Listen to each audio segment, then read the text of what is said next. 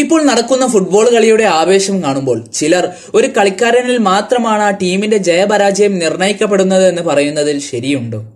ഒരു ടീമിലെ 11 പേരും ഒരുമിച്ച് പ്രയത്നിച്ചാൽ മാത്രമേ ആ ടീമിന് ജയം ഉണ്ടാവുകയുള്ളൂ എന്ന് നാം ഓരോരുത്തരും മനസ്സിലാക്കാതെ പോകുന്നു. കളി പരാജയപ്പെട്ടാലാകട്ടെ റൊണാൾഡോയോ മെസ്സിയോ നെയ്മറോ ഗോൾ അടിച്ചില്ല, അവർ നല്ലോണം കളിച്ചില്ല, അവരുടെ കളി ശരിയില്ലായിരുന്നു എന്ന് പറഞ്ഞ് നാം അവരെ കുറ്റപ്പെടുത്തുന്നു. കളി വിജയിച്ചാലോ അവർ ഗോൾ അടിച്ചതുകൊണ്ടാണ് കളി വിജയിച്ചത് എന്ന് നാം പറയുന്നു. ഇതിലൂടെ മറ്റു കളിക്കാരുടെ മാനസികാവസ്ഥ എന്തായിരിക്കുമെന്ന് നാം മനസ്സിലാക്കാതെ പോകുന്നു. ഒരു ചെറിയ ഉദാഹരണം ഞാൻ പറഞ്ഞു തരാം. ക്ലാസ്സിൽ പിറകിലിരിക്കുന്നവർ പഠിക്കാത്തവരും അറിവില്ലാത്തവരുമാണ് എന്ന് പറയുന്നവരോട് ഒരിക്കൽ മുൻ ബെഞ്ചിലിരിക്കുന്ന ഒരു വിദ്യാർത്ഥിയോട് മാഷ് ചോദ്യം ചോദിക്കുകയായിരുന്നു. അപ്പോൾ പിറകിലിരിക്കുന്ന ഒരു വിദ്യാർത്ഥി എഴുന്നേറ്റുകൊണ്ട് മാഷിനോട് ചോദിച്ചു, മാഷേ, നമ്മുടെ ഭരണഘടനയുടെ പ്രത്യേകത എന്താണ്?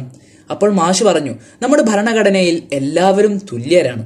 അപ്പോൾ ആ വിദ്യാർത്ഥി ചോദിക്കുകയാണ്, എങ്കിൽ ഈ തുല്യതയ്ക്ക് ഞാനും അർഹനല്ലേ മാഷെ? കാരണം മുൻ ബെഞ്ചിലിരിക്കുന്ന ഒരു വിദ്യാർത്ഥിയോട് മാത്രം മാഷ് ചോദ്യം ചോദിക്കുകയും പിറകിലിരിക്കുന്ന എന്നോട് ചോദ്യം ചോദിക്കാതിരിക്കുകയും ചെയ്യുന്നത് ഈ ഭരണഘടനാ തുല്യതയ്ക്ക് എതിരല്ലേ?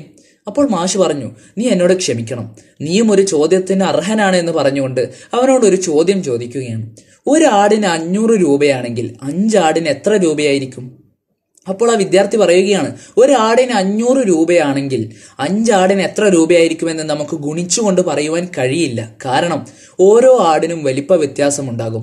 അതുകൊണ്ട് അവയെല്ലാം നേരിൽ കണ്ട് മൂല്യനിർണ്ണയം നടത്തിയാൽ മാത്രമേ 5 ആടിന് എത്ര രൂപയാവുകയുള്ളൂ എന്ന് നമുക്ക് പറയുവാൻ കഴിയുകയുള്ളൂ. നിരക്ഷരരാണ് എന്ന് പറഞ്ഞ് പുറകിലോട്ട് തള്ളുന്നവർ അറിവില്ലാത്തവരാണ് എന്ന് പറഞ്ഞ് നാം തഴയരുത്.